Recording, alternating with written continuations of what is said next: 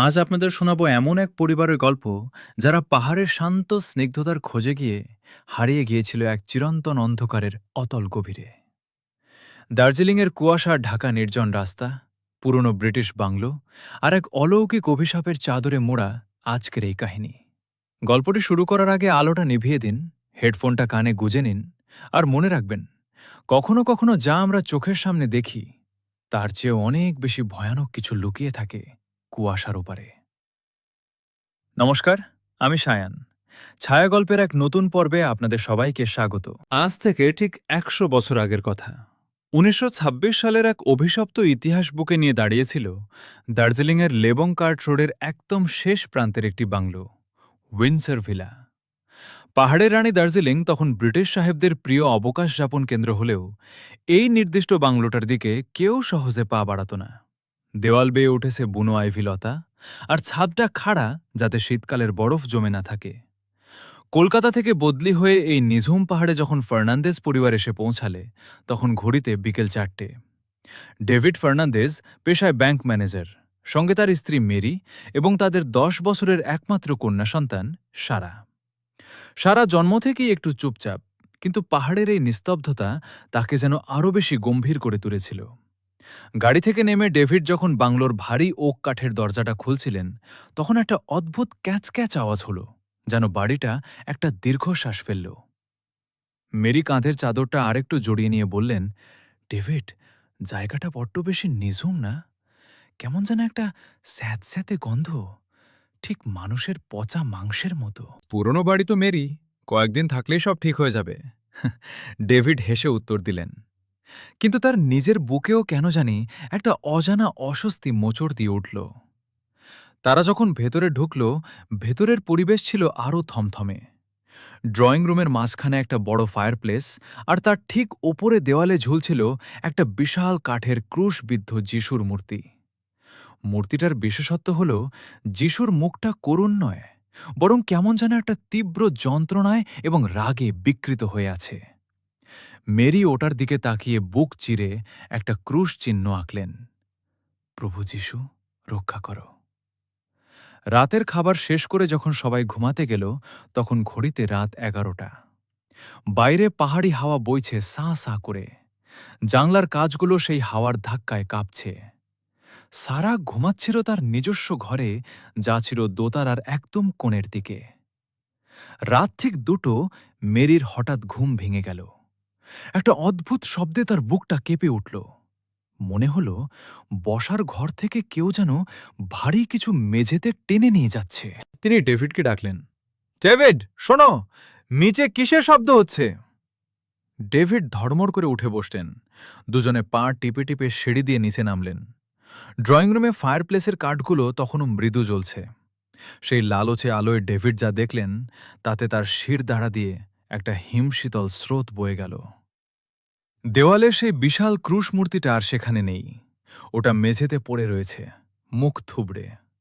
কিন্তু অদ্ভুত ব্যাপার, কাঠের মূর্তিটা মেঝেতে পড়ার পরও কোনো শব্দ হয়নি, আর ওটার পিঠের দিক থেকে টপ টপ করে ঘন কালো কোনো তরল মেঝেতে ঝরে পড়ছে।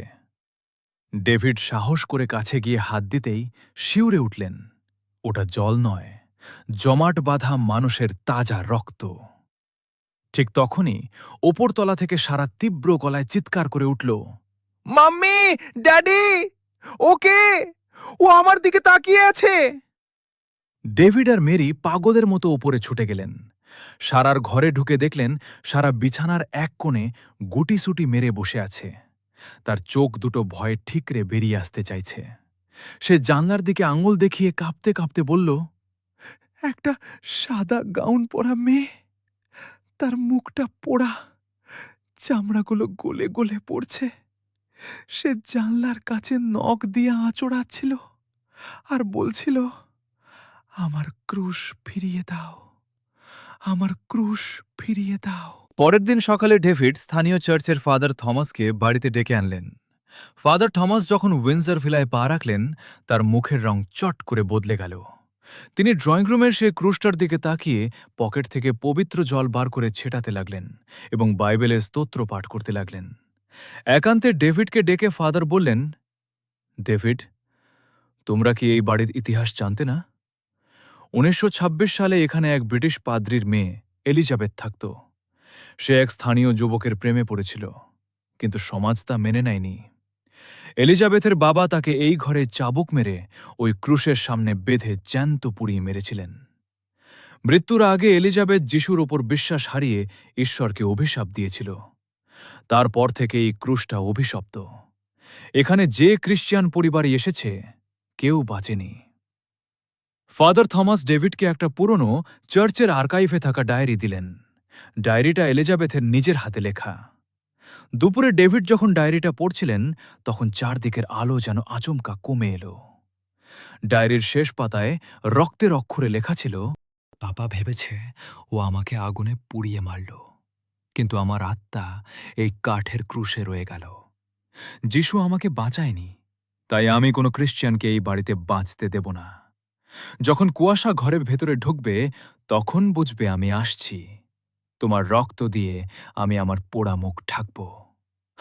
পড়তে পড়তে ডেভিড খেয়াল করলেন, জানলার ফাঁক দিয়ে ঘরের ভেতর সত্যি সত্যি সাদা কুয়াশা ঢুকতে শুরু করেছে। ঘরের তাপমাত্রা এক ধাক্কায় মাইনাসে নেমে গেল। ফায়ারপ্লেসের আগুনটা দপ করে নিভে নীল হয়ে গেল। আর তখনই ডায়েরির পাতাগুলো নিজে থেকেই উল্টাতে লাগল এবং প্রতিটা পাতায় রক্তের অক্ষরে লেখা ভেসে উঠতে লাগল, তোমাদের সময় শেষ। ডেভিড যখন বুঝলেন পরিস্থিতি হাতের বাইরে, তিনি মেরি আর সারাকে নিয়ে গাড়ি করে শিলিগুড়ি নেমে যাওয়ার সিদ্ধান্ত নিলেন। কিন্তু গাড়ি স্টার্ট দিতেই ইঞ্জিনটা এক অদ্ভুত মানুষের কান্নার মতো আর্তনাদ করে বন্ধ হয়ে গেল। চারদিকের কুয়াশা এত ঘন হল যে হাত বাড়ালে নিজের হাতও দেখা যাচ্ছে না। মোবাইল নেটওয়ার্ক গায়েব, ল্যান্ডলাইন বিকল। তারা এই অভিশপ্ত পাহাড়ের সম্পূর্ণ বন্দী। সন্ধ্যা নামার সাথে সাথে বাড়ির ভেতরের আতঙ্ক চরম রূপ নিল। সারা হঠাৎ করেই বদলে যেতে লাগল। সে আর কাঁদছিল না, বরং একটা কোণায় বসে এক দৃষ্টিতে দেওয়ালের দিকে তাকিয়ে নিজের নখ দিয়ে দেওয়াল আঁচড়াচ্ছিল। তার নখ ফেটে ফিনকি দিয়ে রক্ত বেরোচ্ছিল, কিন্তু তার মুখে কোনো ব্যথার চিহ্ন ছিল না। সে এক অদ্ভুত পুরুষালী গম্ভীর গলায় ফিসফিস করে লাতিন ভাষায় কি যেন বলছিল। মেরি সারাকে জড়িয়ে ধরে কাঁদতে কাঁদতে বললেন, সারা, মেরি ওয়ানু, আমার দিকে তাকাও, জিজাসের নাম নাও। সারা আচমকা মেরির দিকে মুখ ঘোরাল। তার চোখের মণি দুটো সম্পূর্ণ কালো হয়ে গেছে, কোনো সাদা অংশ নেই। সে মেরির দিকে তাকিয়ে এক বিভৎস হাসি হেসে বলল, জিজাস এখানে নেই মেরি। জিজাস এই বাড়ি থেকে অনেক আগেই বিদায় নিয়েছে। রাত 10টা। বাইরে ঝড় শুরু হয়েছে। বজ্রপাতের আলোয় উইন্ডসর ভিলার ভেতরে ছায়াগুলো যেন জীবন্ত হয়ে নাচছে। ডেভিড আর মেরি সারাকে ড্রয়িং রুমের মাঝখানে বসিয়ে চারপাশে মোমবাতি জ্বালিয়ে বাইবেল পড়তে লাগলেন। ঠিক তখনই দরজায় সজোরে ধাক্কা পড়ল। ডেভিড কাঁপতে কাঁপতে দরজা খুলতেই দেখলেন ফাদার থমাস দাঁড়িয়ে আছেন। তার সারা শরীর ভিজে সপসপ করছে, কিন্তু তার চোখ দুটোতে কোনো জীবন নেই। ফাদার ভেতরে ঢুকলেন, তার হাত দুটো কাঁপছিল। তিনি বললেন, ডেভিড, ও ক্রুশে নেই, ও সারার শরীরে ঢুকে গেছে। আমাদের এক্সোরসিজম করতে হবে। ফাদার থমাস সারা সামনে গিয়ে ক্রুশটা উঁচিয়ে ধরে বলতে লাগলেন, in the name of the father and of the son and of the Holi spirit.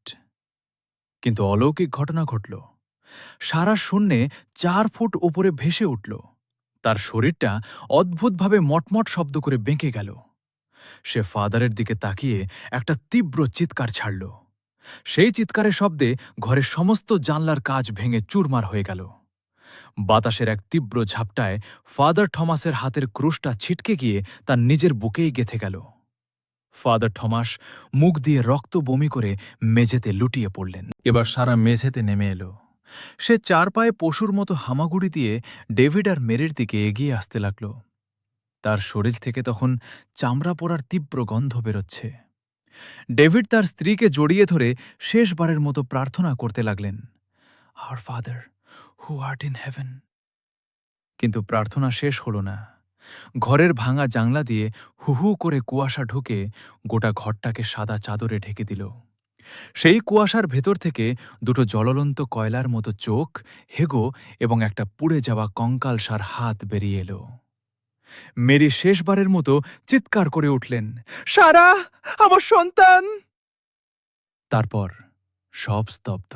পরের দিন সকালে পাহাড়ি রোদ যখন কুয়াশা ভেদ করে উইন্ডসর ভিলার ওপর পড়ল, তখন প্রতিবেশীরা পুলিশ নিয়ে বাড়িটায় ঢুকল।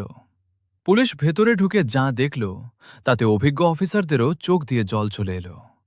ফাদার থমাসের মৃতদেহ ফায়ারপ্লেসের সামনে পড়েছিল, কিন্তু ডেভিড, মেরি বা সারার কোনো মৃতদেহ সেখানে ছিল না। ড্রয়িং রুমের সেই বিশাল কাঠের ক্রুশটার ওপর রক্তের অক্ষরে ৩টি নাম গভীরভাবে খোদাই করা ছিল: ডেভিড, মেরি, সারা। আজও গভীর রাতে যখন লেবংকার্ট রোডে ঘন কুয়াশা নামে, তখন উইন্ডসর ভিলার বন্ধ জানলার ওপার থেকে একটা বাচ্চার কান্নার আওয়াজ পাওয়া যায়, আর তার সাথে একটা বিকৃত নারীকণ্ঠের ফিসফিসানি ভেসে আসে, তোমাদের জিসাস তোমাদের বাঁচাতে আসবে না। বন্ধুরা, কেমন লাগলো উইন্ডসর ভিলার এই হাড়হিম করা কাহিনী? পাহাড়ের এই কুয়াশার নিস্তব্ধতা কি আপনাদের বুকেও ভয়ের কাঁপন ধরালো? যদি আজকের এই গল্পটি আপনাদের ভালো লেগে থাকে এবং রাতের অন্ধকারকে আর একটু রহস্যময় করে তোলে, তবে ছায়াগল্প চ্যানেলটিকে এখনই লাইক এবং সাবস্ক্রাইব করতে ভুলবেন না।